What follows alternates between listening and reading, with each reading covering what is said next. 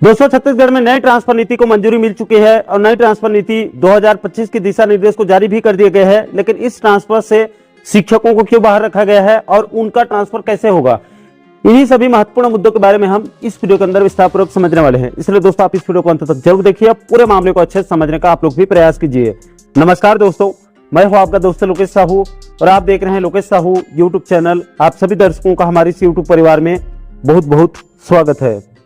दोस्तों, सबसे पहले आपकी जानकारी के लिए बता दूं कि मध्य प्रदेश और छत्तीसगढ़ में आखिरी बार सन 2022 में ट्रांसफर से बैन खोला गया था।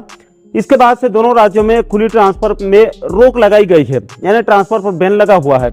अब दोस्तों, नई सरकार गठन होने के बाद मध्य प्रदेश में ट्रांसफर से बैन खोलते हुए नई ट्रांसफर नीति 2025 को मंजूरी दी गई है और बीते महीने मई में 1 मई 2025 से 30 मई 2025 तक ट्रांसफर से बैन को खोला गया था, जिसको देखते हुए छत्तीसगढ़ में भी नई ट्रांसफर नीति 2025 की मांग तेज हो गई है। आपकी जानकारी के लिए बता दूं कि इस मुद्दे को लेकर छत्तीसगढ़ कर्मचारी अधिकारी फेडरेशन के प्रांतीय संयोजक कमल वर्मा जी ने बीते महीने 13 मई 2025 को मुख्यमंत्री और मुख्य सचिव को यानी कि सीएम और सीएस को पत्र लिखकर मध्य प्रदेश के तर्ज पर छत्तीसगढ़ में भी ट्रांसफर से बैन खोलते हुए नई ट्रांसफर नीति 2025 को लाने की मांग रखी गई थी, जिसमें फेडरेशन की तरफ से पति पत्नी ट्रांसफर, संगठनों के पदाधिकारियों को छूट और गंभीर बीमारी से पीड़ित कर्मचारियों के लिए भी विशेष छूट की मांग रखी गई थी।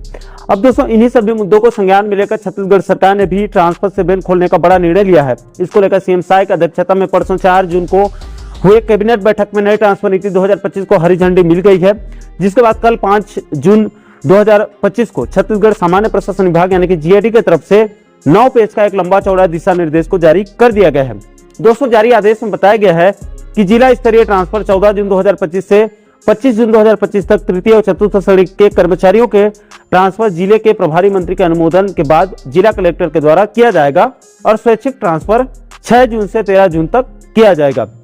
और इसी प्रकार से राज्य स्तरीय ट्रांसफर 16 जून 2025 से 25 जून 2025 तक राज्य स्तर पर भी विभाग के द्वारा ट्रांसफर किया जाएगा और इसमें भी स्वैच्छिक ट्रांसफर यानी कि जो लोग अपने स्वेच्छा और अपने खर्चे से ट्रांसफर करवाने के लिए इच्छुक हैं, उनको राज्य स्तर में भी 6 जून से 13 जून तक आवेदन का अवसर दिया जाएगा। ना ट्रांसफर के लिए आवेदन का अवसर उनको दिया जाएगा। दोस्तों, इस ट्रांसफर नीति 2025 के दिशा निर्देश को अगर मैं शुरू से लास्ट तक एक एक करके विस्तार पूर्वक बिंदुवार बताऊंगा तो वीडियो काफी ज्यादा लंबा हो जाएगा। ये लगभग आधा 1 घंटे का लंबा वीडियो बन जाएगा और जिस चीज को मैं आप लोगों को बताने वाला हूं उस मुद्दे से हम लोग भटक जाएंगे। इसलिए इसका जो पूरा पीडीएफ है उसको हमारे टेलीग्राम चैनल पर अपलोड कर देंगे। आप चाहें तो आप वहां से डाउनलोड करके बारीकी से आप अध्ययन कर लीजिएगा। अगर आप लोगों के बहुत ज्यादा कमेंट आते हैं तो नेक्स्ट वीडियो में पूरा दिशा निर्देश पर बिंदुवार एक एक करके विस्तार पूर्वक समझने का प्रयास करेंगे। इस वीडियो में शिक्षा विभाग को लेकर जो मुख्य बातें हैं उन्हीं को हम समझने का प्रयास करेंगे।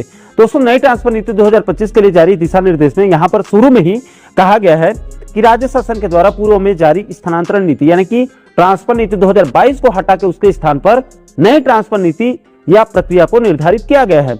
ये स्थानांतरण नीति गृह विभाग यानी कि पुलिस विभाग, आबकारी विभाग, खनिज संसाधन विभाग, परिवहन विभाग, वाणिज्य कर विभाग, पंजीयन विभाग, स्कूल शिक्षा विभाग के अंतर्गत शासकीय कार्य में पदस्थ शिक्षक गणों और राज्य के निगम, मंडल, आयोगों और स्वायत्त संस्थाओं पर लागू नहीं होगी।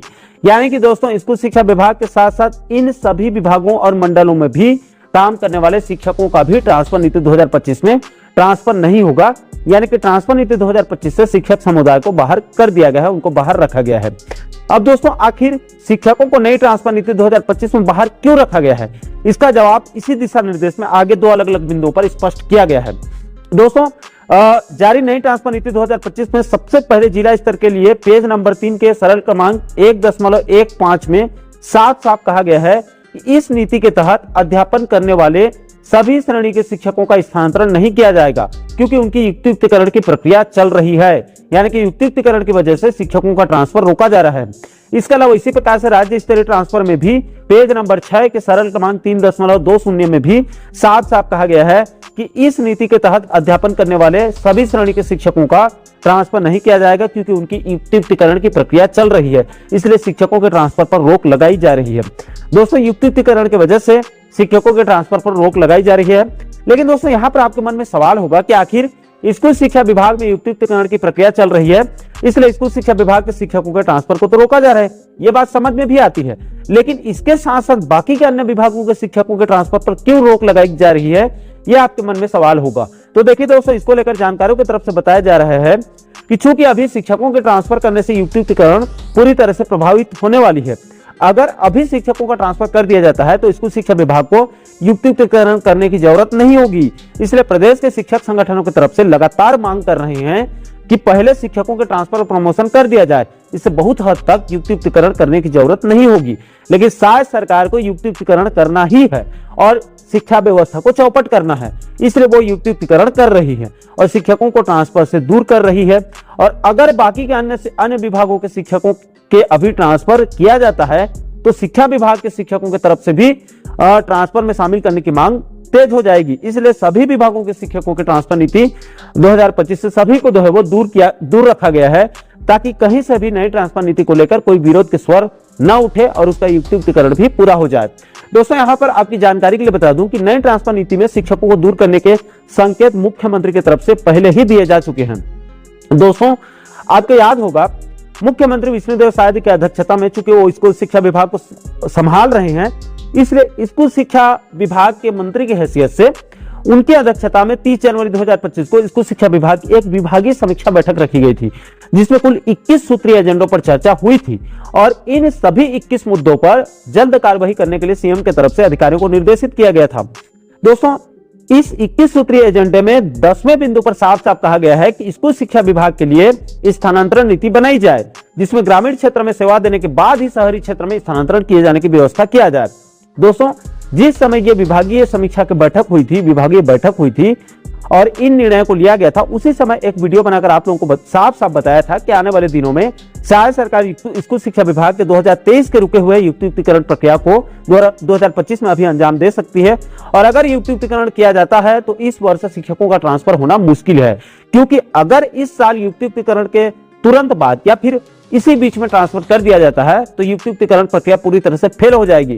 क्योंकि अगर किसी अतिशय शिक्षक का एक शिक्षक या फिर शिक्षक विहीन शाला में अगर आप युक्तिकरण करके उसको वहां भेजते हैं और उसके तुरंत बाद फिर उसी शिक्षक का कहीं दूसरे जगह पर पैसा वैसा लेके आप ट्रांसफर कर देते हैं तो वो स्कूल फिर से एकल शिक्षक या फिर शिक्षक विहीन हो जाएगा। तो फिर युक्तिकरण का क्या मतलब होगा।